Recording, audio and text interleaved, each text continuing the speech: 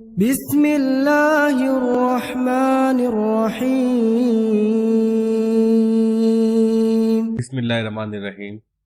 تمام حمد اللہ تبارک تعالیٰ کے لیے جو وحدہ لا شریک ہے، اور کروڑوں درود و سلام نبی پاک رحمت للعالمین صلی اللہ تعالیٰ علیہ وسلم پر، اہل بیت پاک پر، اصحاب پر اور اولیاء کرام پر۔ آج کی پوڈ کاسٹ میں ہم ایسے موضوع پر بات کرنے جا رہے ہیں جو اکثر لوگوں کے دماغ میں سوالات آتے رہتے ہیں کہ یوگا اسلام میں جائز ہے یا ناجائز ہے، اسلام میں کیا مقام ہے، اگر ناجائز ہے تو مدارس اسلامیہ میں اس کی اتنی کثرت کے ساتھ پریکٹس کیوں کرائی جا رہی ہے۔ انہی سوالوں کے ساتھ آج ہمارے ساتھ موجود ہیں مولانا اسماعیل بخاری صاحب، جو بڑے بے باکی کے ساتھ اپنے خیالات کا اظہار رکھتے ہیں۔ السلام علیکم ورحمۃ اللہ وبرکاتہ۔ وعلیکم السلام ورحمۃ اللہ وبرکاتہ۔ اور حضرت خیریت سے ہیں آپ؟ جی الحمدللہ، اللہ کا شکر ہے۔ آپ بتائیں۔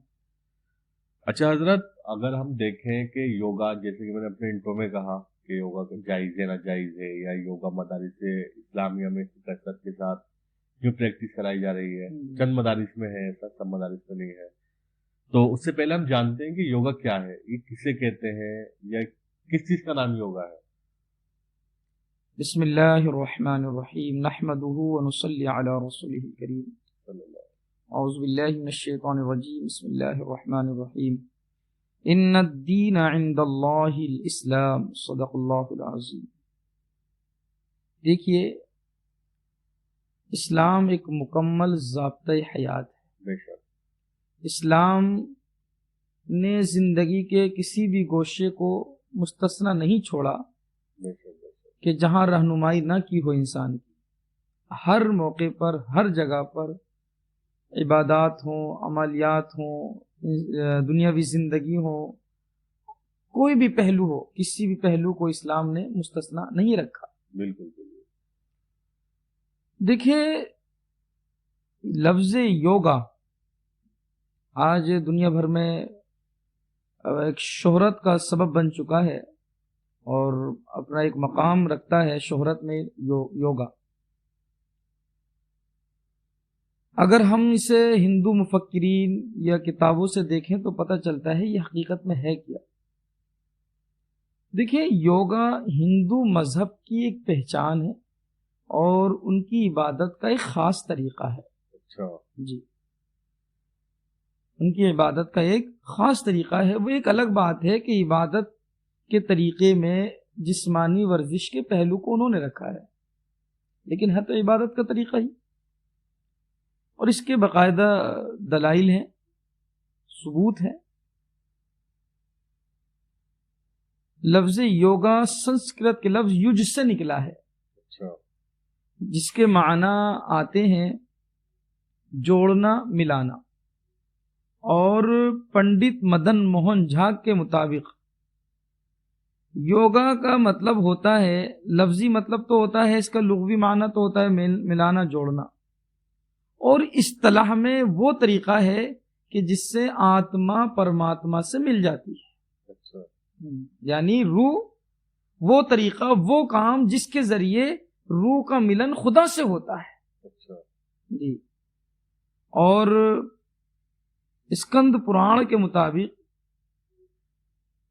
یوگا کا معنی ہوتا ہے ملنا، جوڑنا، یعنی انسان اور انسانی قوت، روح جب اپنی خدا سے الگ ہو جاتی ہے، اپنے رب کو بھول جاتی ہے، تو یوگا کے ذریعے انسان اور روح اپنے رب کے قریب پہنچتی ہے۔ اچھا، یہ دلائل ہیں جی جی۔ ہندو مذہب کی طرف سے۔ تو ظاہر ہے، جب ہندو مذہب کے اتنے بڑے بڑے گیانیوں نے اور بڑے بڑے یوگیوں نے ایسا لکھا ہے، تو کہیں نہ کہیں یہ ہندو مذہب کی ایک پہچان بھی اور عبادت کا ایک خاص طریقہ بھی۔ ہندو نظریے کے مطابق یوگا خدا تک پہنچنے کا ایک ذریعہ ہے۔ اور ایک اور ہیں جن کا نام رام چرک جی ہے، وہ کہتے ہیں کہ ہم سب، یعنی انسان، لامحدود قوتوں کے مالک ہیں، یعنی ایسی طاقتیں جن کی کوئی حد نہیں ہے، اور یوگ کے ذریعے ہم ان قوتوں کو پہچانتے ہیں، پہچان کرتے ہیں. تو یہاں سے پتہ چلتا ہے کہ یوگا ایک مذہبی عمل ہے، مذہبی پہچان ہے، مذہبی تہذیب ہے، اور کہیں نہ کہیں عبادت کا ایک خاص طریقہ ہی ہے. اچھا جی اچھا حضرت، جیسے آپ نے بتایا اپنے جواب میں کہ جی یہ ایک مذہبی عمل ہے یوگا، جی تو موجودہ دور کی جو مطلب حکومت ہے جی جی وہ اس کو اس قدر پروموٹ کیوں کر رہی ہے کہ یہاں تک کہ انٹرنیشنل لیول پر ایک ڈے باقاعدہ رکھا گیا کہ یوگا ڈے، تو اتنی زیادہ پروموٹ کرنے کی وجہ کیا ہے آپ کے نظریے سے، میں جاننا چاہتا ہوں. دیکھیں، مئی 2014 میں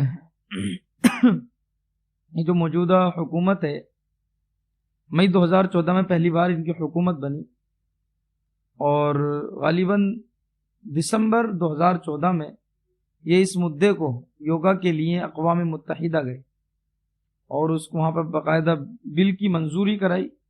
21 جون 2015 کو پہلی بار دنیا بھر میں انٹرنیشنل لیول پر یوگا ڈے منایا گیا.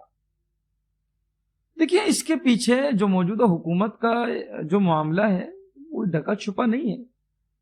موجودہ حکومت کو ظاہر اکثریت ووٹ جن لوگوں کا ملا ہے وہ انہیں خوش کرنے کے لیے، ان کو راضی کرنے کے لیے کچھ نہ کچھ تو کریں گے. جی جی.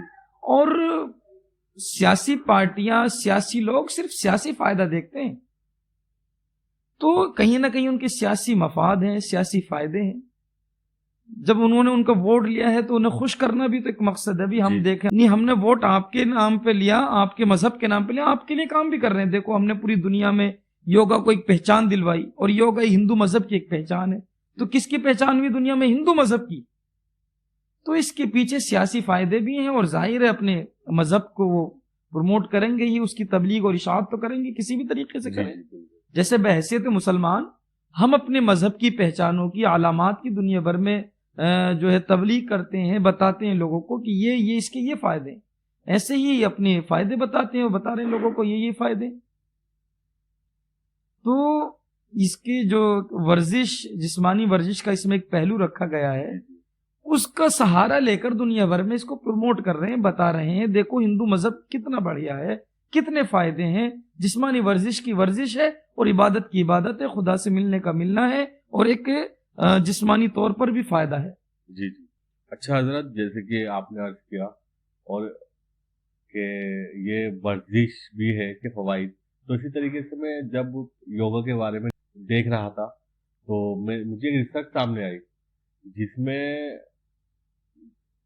ماہرین نے چند لوگوں کو 2 حصوں میں بانٹا، اور گروپ اے نام رکھا ہے ایک حصے کا، اور ایک حصے کا گروپ بی، جس میں سے MRI اسکین کرائی، جس میں سے گروپ اے والوں سے کہا کہ آپ 8 ہفتے تک یوگا کرنا ہے، اور گروپ بی والوں سے کہا جیسے کہ آپ نارمل زندگی گزار رہے تھے ایسے ہی زندگی گزارنی ہے. تو انہوں نے MRI کرائی، MRI اسکین. تو ایک میں نے نوٹ ڈاؤن کیا ہے، نیورون موڈ نیٹورک ہوتا ہے، تو اس کا کام یہ ہوتا ہے کہ جب ہم فارغ ہوتے ہیں تو جب وہ ایکٹیو ہوتا ہے، اوور تھنکنگ کتنی ہے، کنٹرول میں ہے. تو جو گروپ اے تھا یوگا کرنے والے 8 ہفتے تک، تو انہوں نے پایا کہ ان کی اوور تھنکنگ کم تھی، کنٹرول تھی، اور گروپ بی والوں کا وہ اوور تھنکنگ تھی.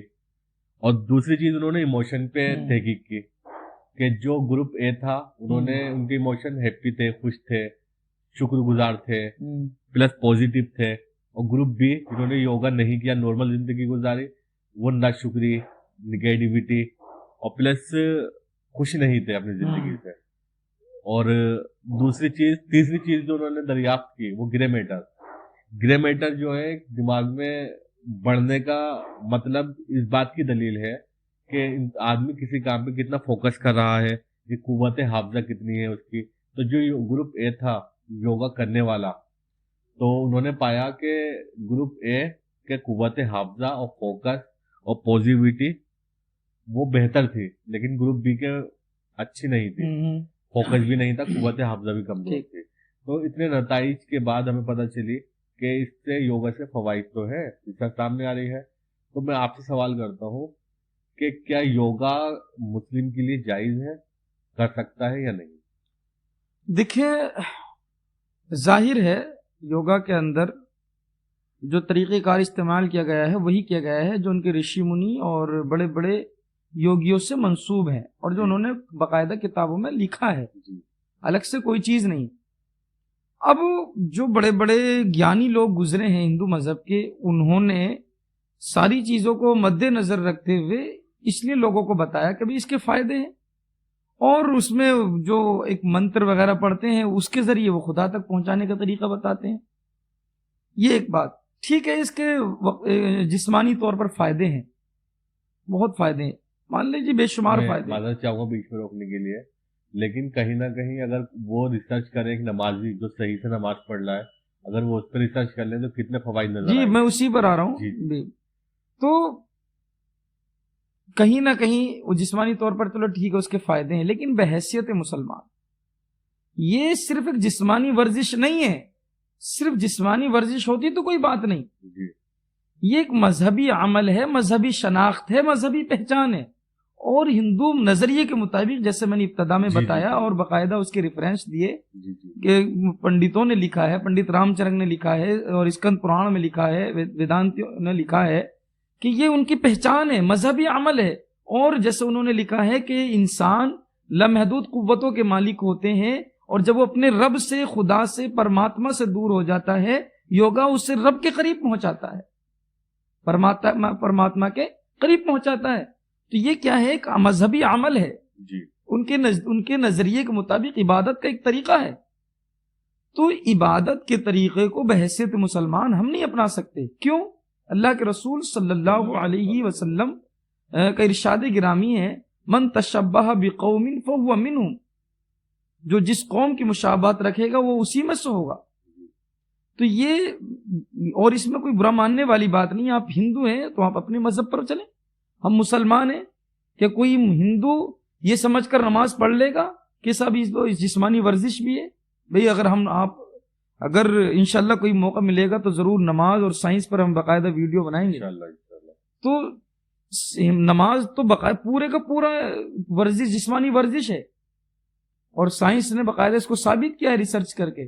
آپ اللہ اکبر کہہ کر کانوں تک ہاتھ اٹھاتے ہیں، یہاں باندھتے ہیں، رکوع میں جاتے ہیں، سجدے میں جاتے ہیں، تو بلڈ کا جو خون ہے، ہارٹ یعنی جو خون اوپر پھینکتا ہے، جو پمکن ہے، اس سے دقت ہوتی ہے، لیکن سجدے میں جاتے ہوئے آسانی سے پہنچ جاتا ہے۔ تو اگر یہی چیز دیکھی جائے، نماز بھی ایک جسمانی ورزش ہے اور بہت سارے فائدے ہیں نماز کے، تو پھر ساری دنیا نماز کیوں نہیں پڑھ لیتی؟ مت پڑھو آپ نماز میں وہ جو چیزیں پڑھی جاتی ہیں، الحمد شریف پڑھی جاتی ہے، قل پڑھا جاتا ہے، جو کچھ قرآن کی آیتیں پڑھی جاتی ہیں وہ مت پڑھیے، آپ نماز ایسے ہی پڑھیں کہ صرف جسمانی ورزش کوئی نہیں اپنائے گا، کیونکہ سب کو معلوم ہے کہ نماز ایک مسلمانوں کا مذہبی عمل ہے اور عبادت کا ایک طریقہ ہے۔ تو جیسے نماز مذہبی عمل ہے، نماز کا عبادت کا ایک خاص طریقہ ہے، ایسے ہی یوگا بھی عبادت کا ایک خاص طریقہ ہے ہندو نظریے کے مطابق۔ جی، بھلے اس کے فوائد ہوں، بہت سارے فائدے ہوں، لیکن بحیثیت مسلمان اس کو نہیں اپنایا جا سکتا۔ اور رہی وہ مدارس اسلامیہ جنہوں نے اس کو قبول کر لیا یہ کہہ کر یہ صرف جسمانی ورزش ہے، آج آپ نے جسمانی ورزش کہہ کر اس کو قبول کیا، کل کو آپ کو بہت ساری چیزیں قبول کرنی پڑ سکتی ہیں۔ تو اور ورزش کے تو بے شمار طریقے ہیں، کہ صرف یوگا ہی ایک طریقہ ہے ورزش نہیں۔ جب آپشن ہے، سیکنڈ آپشن ہے، تھرڈ آپشن ہے، ایک نہیں ہزار آپشن ہے ورزش کے،